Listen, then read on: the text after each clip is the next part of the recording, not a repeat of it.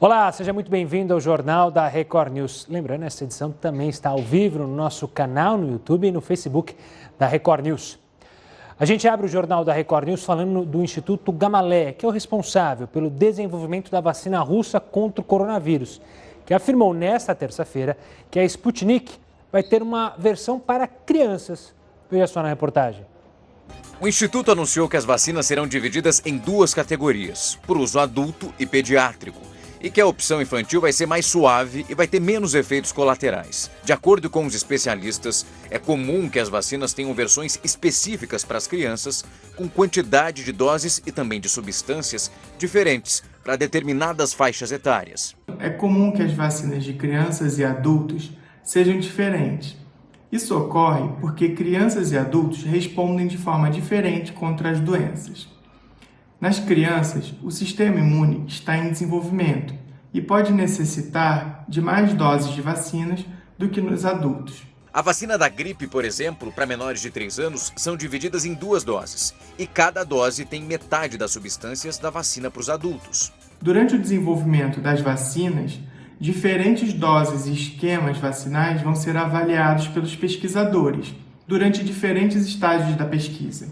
Dessa forma, cientistas e médicos determinam as doses ideais para que as vacinas tenham alta eficácia, mas que também gerem poucas reações. Segundo o chefe do Departamento do Centro de Pesquisa de Eletroquímica Gamaleya, isso acontece porque as crianças geralmente têm um peso corporal menor do que os adultos e porque o sistema imunológico delas não está completamente desenvolvido.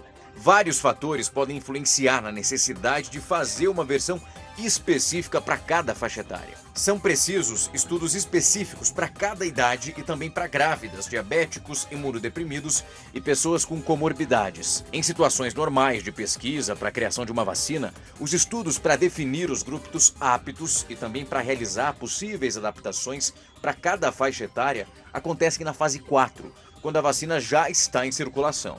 Mas diante da gravidade da pandemia, algumas pesquisas já estão realizando testes, inclusive em grupos mais específicos, como os idosos. Ainda falando sobre vacina, metade das crianças brasileiras não recebeu todas as vacinas previstas no calendário nacional de imunização neste ano. Os dados são do Programa Nacional de Imunização do Ministério da Saúde. A cobertura vacinal está em mais de 51% para as imunizações infantis. O ideal é que ela fique entre 90% e 95% para garantir proteção contra doenças como sarampo, coqueluche, meningite e poliomielite. Mas, neste ano, a cobertura vacinal da primeira dose da tríplice viral, que protege contra sarampo, cachumba e rubéola, está abaixo de 60%. Nenhuma das vacinas previstas no calendário infantil teve índices acima de 60%. Olha, um ventilador pulmonar projetado pela NASA, a Agência Espacial dos Estados Unidos, será produzido no Brasil para contribuir no enfrentamento à Covid-19. A empresa brasileira de pesquisa e inovação industrial, ligada ao Ministério da Ciência, está financiando o desenvolvimento em escala do aparelho. A Anvisa já fez a homologação para a fabricação desses respiradores pela empresa brasileira Russer, que fica aqui no interior paulista. As adaptações às normas brasileiras são feitas em outra unidade. A empresa entrou com financiamento para a adaptação do produto com R$530 mil. O primeiro lote produzido vai ser de 300 ventiladores pulmonares ao custo unitário de R$59 mil. Mudando um pouco de assunto, um suposto esquema de fraude no saque do auxílio emergencial foi desvendado hoje. Os agentes cumpriram 4 mandados de busca e apreensão e 2 pessoas foram presas. Um dos suspeitos teria retirado até R$30 mil em saques irregulares. Os suspeitos usavam CPFs reais para fazer cadastros falsos para o benefício no site da Caixa Econômica Federal. E aí direcionavam os cartões de saque para os endereços indicados pela quadrilha. O desbloqueio dos cartões eram feitos por telefone. A quadrilha recebia R$30 por cada cartão desbloqueado. Os criminosos, então, só precisavam esperar o dia do pagamento do auxílio emergencial para sacar o dinheiro. A Polícia Federal identificou até agora 12 mil cadastros com indícios de fraude. Olha, famílias que vivem nas comunidades mais precárias do Brasil estão enfrentando a pandemia sem os principais recursos de proteção. Para ajudar no combate à pobreza no país, um projeto está arrecadando recursos para proteger essas pessoas. Há 10 anos, várias comunidades carentes do país recebem ajuda de um exército de voluntários comprometidos em entregar um novo lar para as famílias em condições de vulnerabilidade social. A ação é rápida. Em apenas 2 dias, a estrutura é montada. Uma iniciativa da organização internacional Teto Brasil. Mas nesse ano de 2020, a pandemia alterou a programação dos voluntários. Agora, sem poder unir o número necessário de pessoas para construir as casas, a alternativa foi criar uma campanha na internet para arrecadar doações e ajudar os moradores da comunidade a se protegerem do novo coronavírus. Para que essas construções ocorram, a gente precisa da arrecadação financeira, porque as construções têm, a gente precisa comprar os materiais para que as construções ocorram. Então, a gente conta com a ajuda das pessoas para doarem. A Teto é uma organização que trabalha com doações. A gente tem doadores fixos e doadores que doam por meio de campanhas.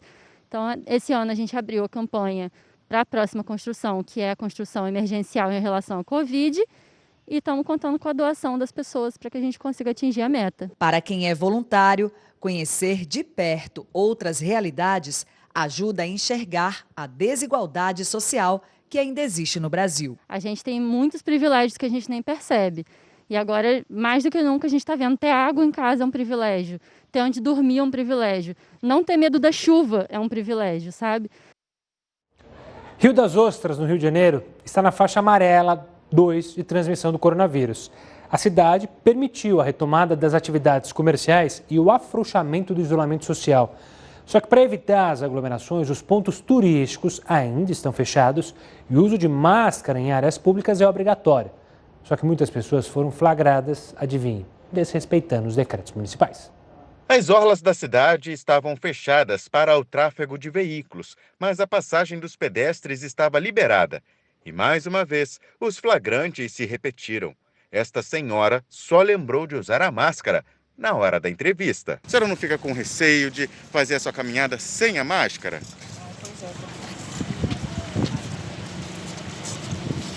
A liberação contempla apenas a prática de atividades físicas individuais. Permanecem proibidas as aglomerações e a prática de esportes em duplas ou coletivos, inclusive nas faixas de areia.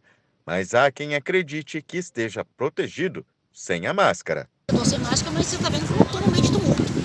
Entendeu? Então, eu estou me prevenindo. Eu não vou para o meio de tumulto, que eu não gosto, porque eu sei que eu estou sem máscara. Então, para mim, eu não estou correndo risco. A cada semana, a flexibilização das atividades econômicas e de lazer são ampliadas na cidade.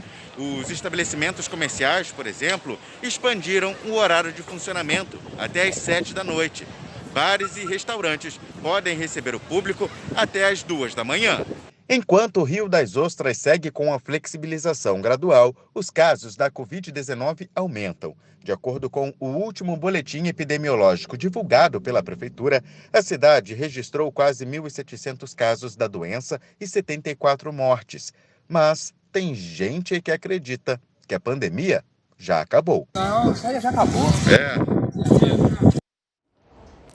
O Tribunal Superior Eleitoral informou hoje que o uso de máscara será obrigatório para os eleitores nas eleições de novembro. De acordo com o ministro do TSE, sem máscara não será permitido o acesso aos locais de votação. Além da máscara, o TSE incentiva que os eleitores levem sua própria caneta para assinar o caderno de votação. Haverá canetas extras e higienizadas nas sessões eleitorais para quem não levar. E também será disponibilizado álcool gel para a higienização das mãos dos eleitores antes e depois da votação. E olha, na reunião ministerial desta terça-feira, o ministro interino da Saúde, Eduardo Pazuello, disse que a vacinação contra a Covid-19 começa em janeiro. A repórter Lívia Veiga tem os detalhes. Uma boa noite, Lívia. Olá, boa noite. De acordo com Eduardo Pazuello, o governo está fazendo os contratos com os fabricantes e a previsão é de que a vacina chegue no início do próximo ano. O governo acertou um protocolo de intenções com a Universidade de Oxford e deve assinar um acordo para a transferência de tecnologia para que a vacina seja produzida pela Fundação Oswaldo Cruz aqui no Brasil. Para isso, foi liberado um crédito de R$ 2 bilhões. A previsão é produzir inicialmente 100 milhões de doses com insumos importados e que a fabricação da vacina comece a partir de abril de 2021. De Brasília, Lívia Veiga. Obrigado, Lívia. E olha, o ex-prefeito do Rio de Janeiro, Eduardo Paes, foi denunciado pelo Ministério Público e se tornou réu por corrupção, lavagem de dinheiro e falsidade ideológica. Nesta terça-feira, um mandado de busca e apreensão também foi cumprido na casa de Paes e foi nesta operação que ele se tornou réu. De acordo com as investigações, o ex-prefeito recebeu vantagens indevidas no valor de 10 milhões e 800 mil reais, pagas a ele em espécie por executivos da Odebrecht por meio de Caixa 2 de campanha. Ela está para ser votado na Câmara um projeto de lei que altera o Código de Trânsito brasileiro. A proposta já foi modificada e aprovada pelo Senado. O Heródoto vai mostrar algumas das mudanças propostas neste projeto. Antes de mais nada, uma boa noite, Heródoto. Olá, Gustavo. Olha, como vai indo para a Câmara dos Deputados, eu acho que dá tempo da gente olhar algumas coisas, saber se a gente concorda, se a gente discorda. E aí a gente, então, conversa com o nosso deputado federal. Nós temos um representante da Câmara, todo mundo tem, são 513 deputados. E se as pessoas acharem que está bom, manda lá um zap. Se acharem que não, diz que não e faz uma solução. Então vamos aqui a algumas coisas que são aquelas mais evidentes. Eu separei as coisas mais comuns para não ficar muita coisa, porque senão fica difícil da gente entender. Vamos lá. Vamos começar então com a validade da carteira de motorista, também chamada de CNH. Muito bem. Se o projeto for em frente, as pessoas que tiverem menos de 50 anos de idade só vão precisar renovar a cada 10 anos. Tirou a carteira com 20 anos de idade, vai renovar aos 30, aos 40 e aos 50 anos, ok? Bom, as pessoas que tiverem entre 50 anos e 70 anos de idade, elas vão renovar também, mas a renovação vai ser pela metade do tempo, vai ser por 5 anos, o que também prorroga o prazo. E as pessoas que tiverem mais de 70 anos, no caso, por exemplo, para poder dirigir Kombi, cada carteira vai durar 3 anos. Então, essa é uma proposta, veja bem, a maior lá em cima, menos de 50 anos de idade, só a cada 10 anos é que as pessoas vão fazer, então, aqueles exames todos com o pessoal especializado para saber se está ou não em condição física e psicológica para poder dirigir. Outra questão, vamos virar então a telinha aí para a gente ver. Uma questão que é fundamental, a indústria da multa, a gente perde a carteira, não sei o quê, babá. As pessoas que forem profissionais, por exemplo, motorista de ônibus, motorista de caminhão, motorista de táxi, são profissionais, essas pessoas só vão perder a carteira, só vai ter a carteira suspensa se elas atingirem 40 pontos. E olha, para atingir 40 pontos vai precisar cometer algumas infrações graves. Agora, bom, e eu que não sou um motorista profissional, como é que vai ser? Vamos explicar agora na próxima telinha para a gente ver. As pessoas que não forem profissionais têm outra história. Veja bem. Quem não tiver nenhuma infração gravíssima, nenhuma, vai poder ficar com a carteira mesmo que tenha 40 pontos. Mas não pode ter infração gravíssima. Se porventura ela tiver uma infração gravíssima, quando ela alcançar 30 pontos, a carteira está suspensa. E quando ela tiver 2 infrações gravíssimas, quando ela atingir 20 pontos, ela tem a carteira suspensa. Então isso aqui é uma forma de você, você premiar os motoristas melhores, aquele que tem mais cuidado. Eu não cometi nenhuma infração grave, eu posso ter até 40 pontos por outras razões e posso continuar então aí com a minha carteira de motorista. Isso se o projeto for nessa direção. Há uma outra também questão interessante em relação aí, vamos virar nossa telinha para a gente ver, dá conta do seguinte, vamos falar da multa, indústria da multa, furando multa, etc, etc. Bom, veja bem, quando o cidadão cometer uma multa leve e média, ao invés dele pegar no bolso dele, ele vai receber só uma advertência, ok, irmão? Isso para quem for um condutor e não for reincidente, ou seja, não tiver nenhuma multa nos últimos 12 meses, ele pegou uma multa leve, ele leva uma advertência e vamos embora, não vai ter que pagar nada, né? Não vai mexer no bolso dele. É diferente quando a pessoa começa, logicamente, a cometer outras multas, outros danos do trânsito, e aí ela vai ter que pagar. Outra questão interessante também é o seguinte, diz respeito aí a motos de uma maneira geral. Bom, o corredor de moto já foi vítima de debate, diálogo, etc, etc, ele veio para ficar, não tem jeito. Primeiro porque o lobby das empresas que fabricam motocicletas, lá no começo foi muito grande, e hoje, com esse negócio de entrega de comida e tudo mais, é moto. Bom, e daí? Vai poder continuar passando ali no meio dos carros? Vai. Só com o trânsito lento ou parado. Então, isso já acontece hoje em dia, não é? O trânsito lento ou parado. E, logicamente, há aquele problema. Às vezes a pessoa muda de faixa, vem a pessoa da moto, bate no carro, ou quando não, a pessoa abre uma porta e o motoqueiro entra dentro do carro. Então vai continuar, de fato vai continuar assim, a permissão para que as motos continuem andando naqueles corredores de trânsito. E obviamente vai ser no trânsito lento, parado, e no trânsito andando também o pessoal vai continuar. Então, mais uma vez eu queria reforçar, se você acha legal, manda um recado para o seu deputado. Se você acha que não é legal, manda também. É isso aí, Gustavo. Valeu, HB. Daqui a pouco o Heroto volta aqui conosco no Jornal da Record News. Agora nós vamos com a opinião do colunista Rodrigo Constantino. O ex-presidente e atual bandido Lula parece tão certo de um golpe no tapetão por meio dos seus companheiros do Supremo para reverter a sua condição de ficha suja que inviabiliza a sua candidatura, que resolveu aproveitar o feriado de 7 de setembro para lançar já a sua campanha. Fez um longo discurso, sem pé nem cabeça, como de praxe, fingindo que não foi o maior responsável pela desgraça que se abateu sobre o país durante o governo Dilma. Falou como se não fosse o chefão do maior esquema de corrupção da nossa história, como se não tivesse tentado levar o Brasil na direção da Venezuela, hoje sob a ditadura do seu parça Nicolás Maduro. A tática lulista consiste em ligar uma metralhadora giratória diante de um espelho e acusar Bolsonaro daquilo que ele mesmo, no fundo, representa. Alguém desprovido de empatia pelo próximo, capaz de transferir culpa até mesmo para a própria esposa falecida. Lula não engana mais ninguém fora da bolha dos petistas fanáticos. Por outro lado, Bolsonaro fez o seu pronunciamento oficial na noite do feriado, um discurso conciso e patriótico, que pontuou a miscigenação do povo brasileiro e o seu aspecto heróico, lembrando que os nossos antepassados, inclusive, já derramaram sangue para preservar a liberdade, impedindo um destino comunista à nossa pátria. A turma do Contra entendeu que isso foi um enaltecimento do golpe militar, mas isso não passa de uma tentativa de reescrever a história.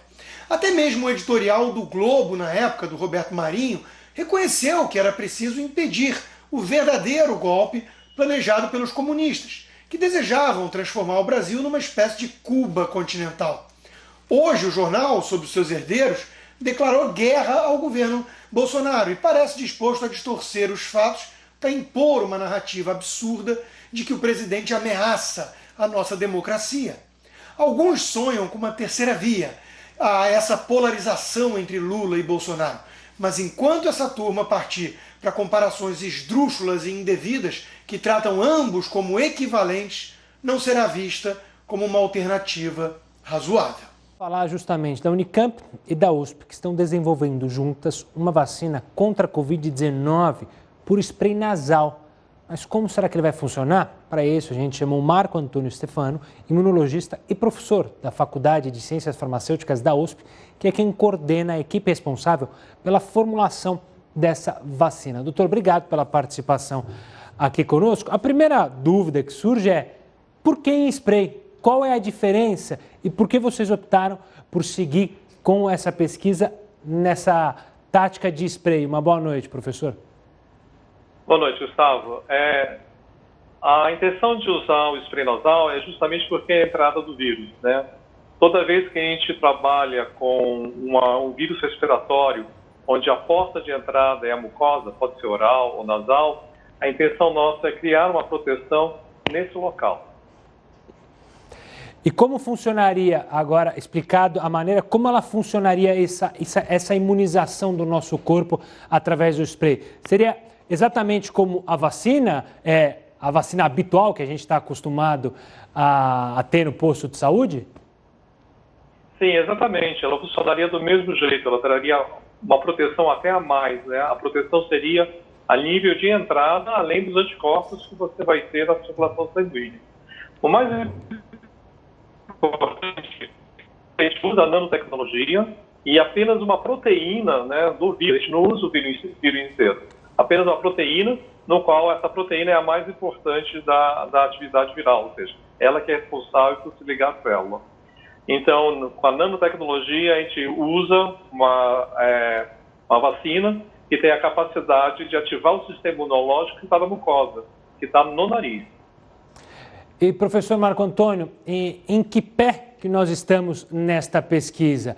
Como que tem sido o encaminhamento dela, em que fase que ela está? Olha, nós temos uma parceria com o INCOR, o coordenador geral agora é o Dr. Jorge Calil Filho, né, que faz a coordenação geral. A USP está e a Unicamp estamos com a formulação da vacina, sendo que a doutora Laura da Unicamp está responsável pelo escalonamento dessa vacina. Então, nesse momento, nós estamos nos testes pré-clínicos junto com o INCOR, né? O Instituto de Ciências Biomédicas faz o desenho faz a produção da proteína, nós fazemos a formulação e os testes clínicos é feito pelo INCOR.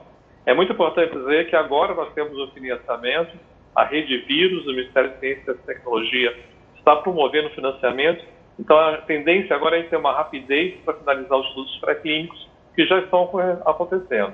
Tivemos um bom resultado e agora é a questão de melhorar essa formulação para que a resposta seja cada vez melhor. E os testes já são feitos em pessoas ou ainda está naquela fase laboratorial, animais?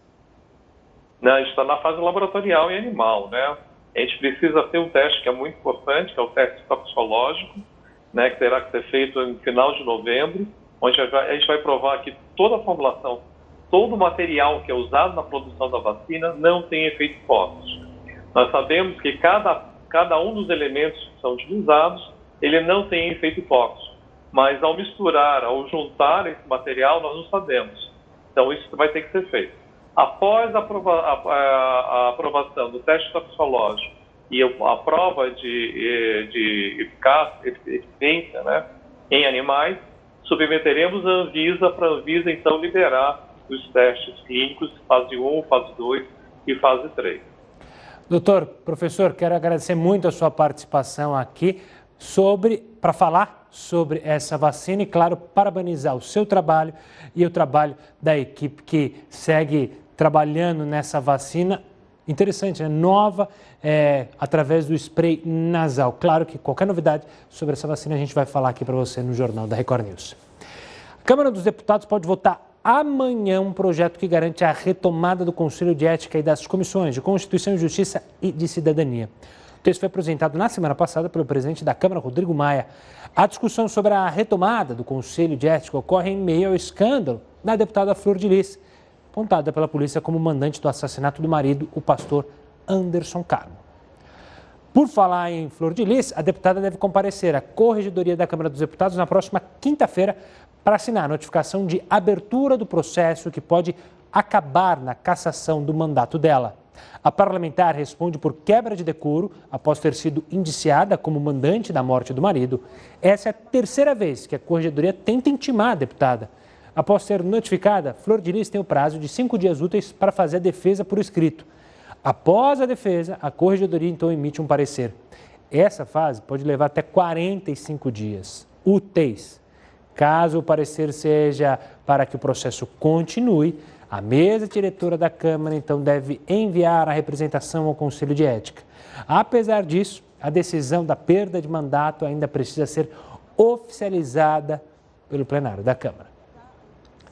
O Conselho Nacional de Justiça Conselho Nacional do Ministério Público de Justiça condenou o procurador Deltan Dallagnol por postagem nas redes sociais contra o senador Renan Calheiros. A repórter Nathalie Machado tem os detalhes. Boa noite. Olá, boa noite a todos. O placar foi de 9-1 e a pena aplicada foi a de censura, a segunda das 4 punições possíveis para membros do Ministério Público. Os conselheiros entenderam que o ex-coordenador da Força Tarefa da Lava Jato no Paraná ultrapassou os limites da crítica ao publicar em uma rede social, durante a eleição para a presidência do Senado no ano passado, que a pauta anticorrupção não avançaria caso Renan Calheiros fosse eleito. Quem acabou eleito foi Davi Alcolumbre. Hoje era a última sessão para o julgamento do caso no Conselho Nacional do Ministério Público, antes da prescrição.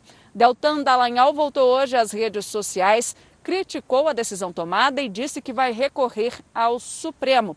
Já Renan Calheiros também se manifestou e disse que considerou a punição branda. Veja o que disse o senador. Essa decisão do CNMP que condena Deltan Dallagnol, apesar de branda, ela é o primeiro passo para que nós possamos responsabilizá-lo por danos morais causados a mim. Ele fez várias investigações sem prova, o Supremo já arquivou mais de 2/3 para me tornar multi-investigado e, com isso, prejudicar a minha imagem em qualquer eleição.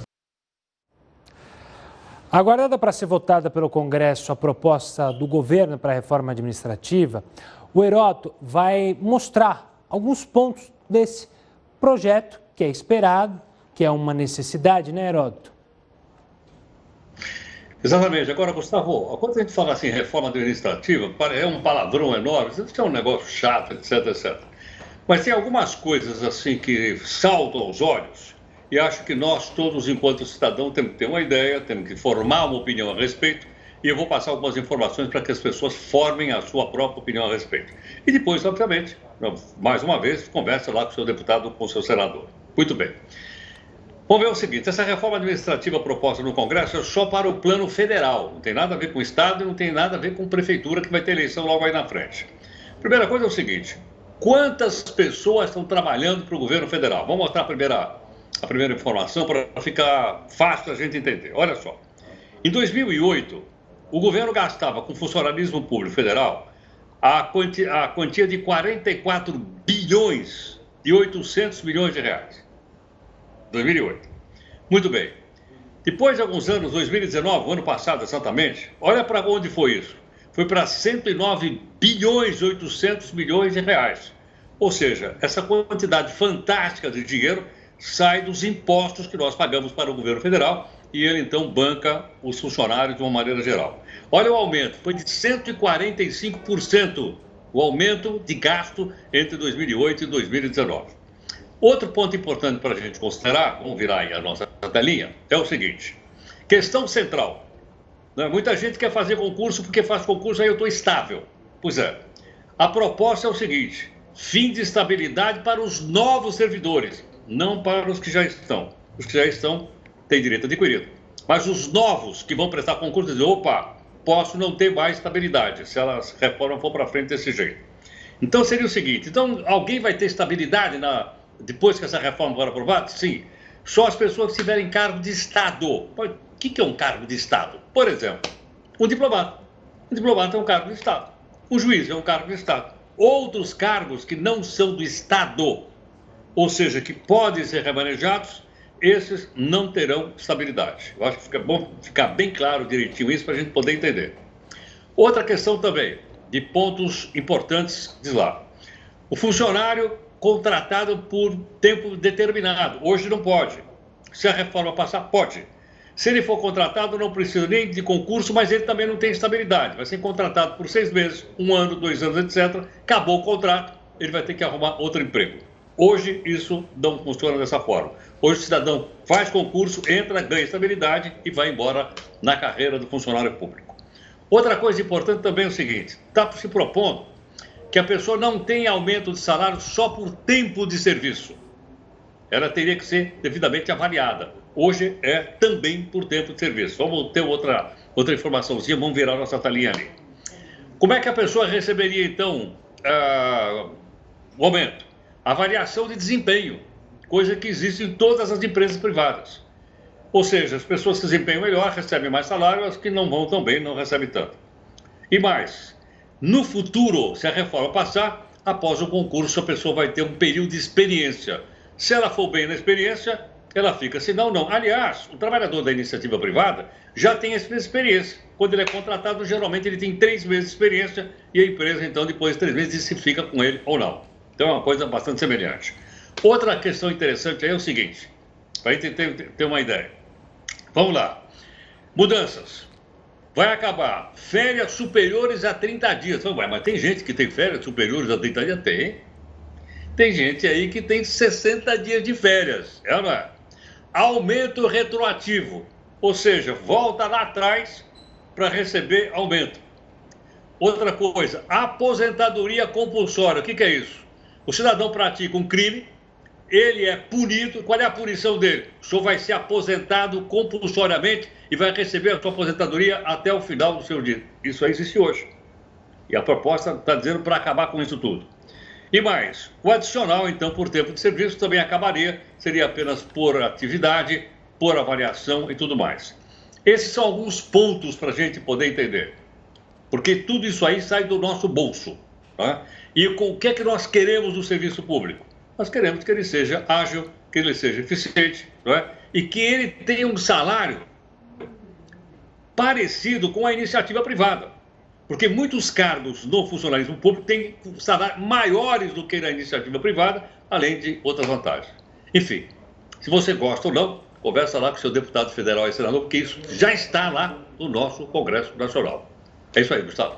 Valeu, HB. Daqui a pouco o Heroto volta aqui com a gente com outras informações. Os acusados de matar o jornalista Jamal Khashoggi no consulado da Arábia Saudita em outubro de 2018 não serão mais executados. O Heroto explica essa história detalhadamente aqui pra gente. Diga lá, professor. Olha, Gustavo, eles foram condenados à morte. 5 foram condenados à morte. E agora eles pegaram pena de cadeia, estão em 20 anos de cadeia. Mas o que não está dito aí, e que precisava ser dito, é o seguinte: esse cidadão que nós estamos mostrando aí, que é o príncipe herdeiro lá da Arábia Saudita, esse é o jornalista que foi assassinado lá no consulado da Arábia Saudita em Istambul. Esse homem foi preso, ele foi lá buscar um atestado para casar, foi preso, foi torturado, foi morto, foi esquartejado, olha ele aí, ó, e nunca mais se achou o corpo desse homem.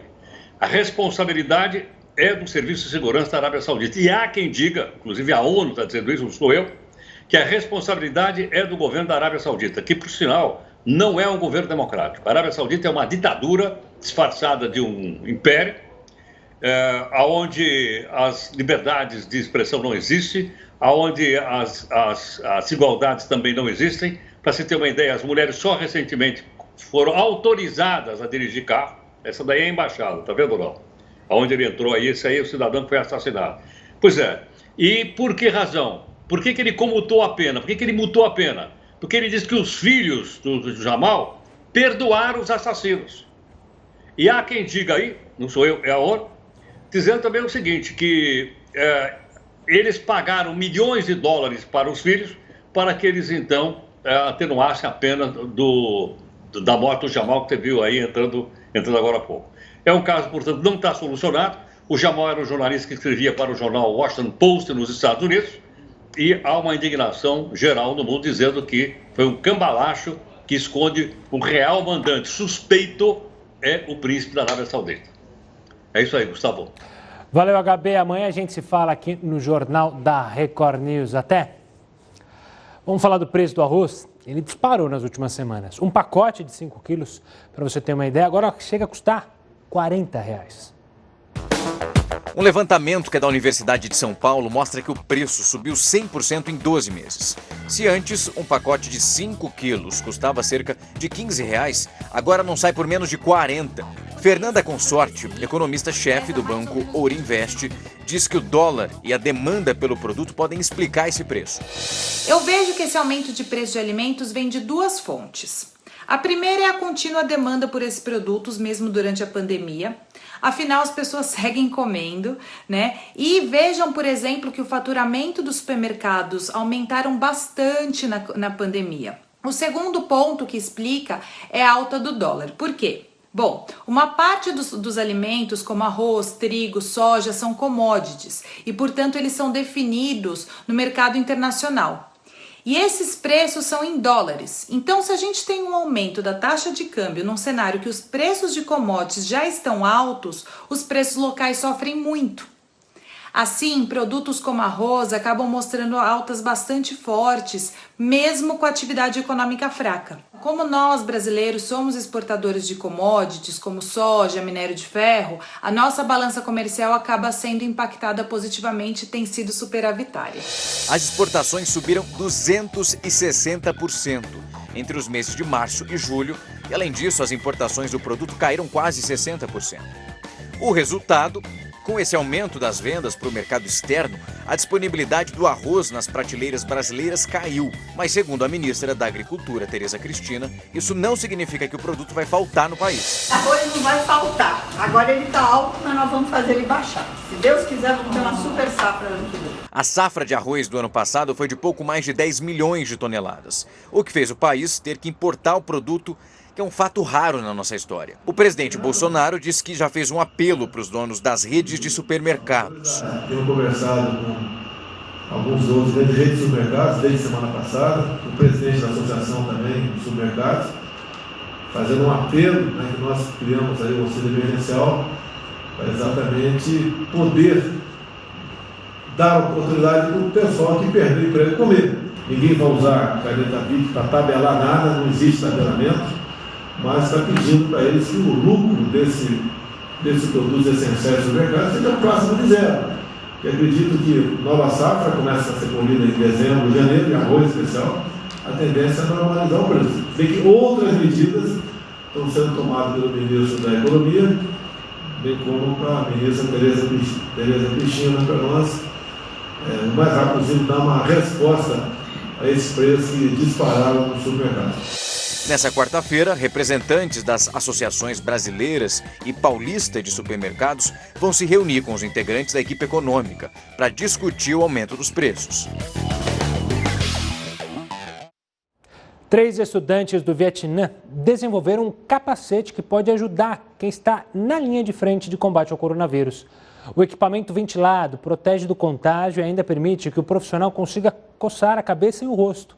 O capacete venceu um prêmio internacional de inovação lá no Canadá. Essa terça-feira, escolas particulares de educação infantil retornaram às aulas presenciais em Sorocaba e também municípios do Rio Grande do Sul. O retorno é opcional, tanto para alunos quanto para professores. Todas as escolas devem respeitar o limite de 50% da capacidade da sala de aula e só podem reabrir com a documentação e os protocolos de segurança exigidos pelo governo. No estado de São Paulo, as prefeituras que estiverem na fase amarela podem optar pela volta às aulas, mas apenas para reforço escolar. Em Sorocaba, por exemplo, 75 das 80 escolas da rede estadual devem reabrir esta semana. 11 regiões do Rio Grande do Sul que estão classificadas em bandeira amarela ou laranja, com risco baixo ou médio para o coronavírus, também estão autorizadas a retomar o ensino presencial. E ainda sobre escolas, o fechamento das escolas por causa da pandemia deve provocar uma queda de 1,5% na produção mundial até o fim do século. O estudo é da Organização para a Cooperação e Desenvolvimento Econômico e os efeitos devem se prolongar. Só para os Estados Unidos, por exemplo, a perda deve ultrapassar os 80 trilhões de reais. O fechamento das escolas deve afetar diretamente a produtividade. Por isso, é necessário que os alunos recuperem as matérias perdidas. No Brasil, as escolas ficaram fechadas por um período maior do que a média global. Um turista francês foi preso por tentar embarcar de volta para a França, carregando 2 quilos de areia de praias da ilha da Sardenha, na Itália. Retirar esse tipo de material das praias é proibido por lei lá no país. O material foi encontrado em uma garrafa de plástico dentro da bagagem do homem enquanto ele tentava deixar a ilha. De acordo com a Polícia Florestal italiana, isso acontece de forma recorrente na Sardenha. O homem pagou uma multa de mais ou menos R$6 mil e foi liberado. A lei, criada em 2017, começou a valer como uma maneira de proteger as praias da Sardenha que estavam se deteriorando justamente por causa dos turistas. E o Jornal da Record News fica por aqui. Tenha uma ótima noite. Até amanhã.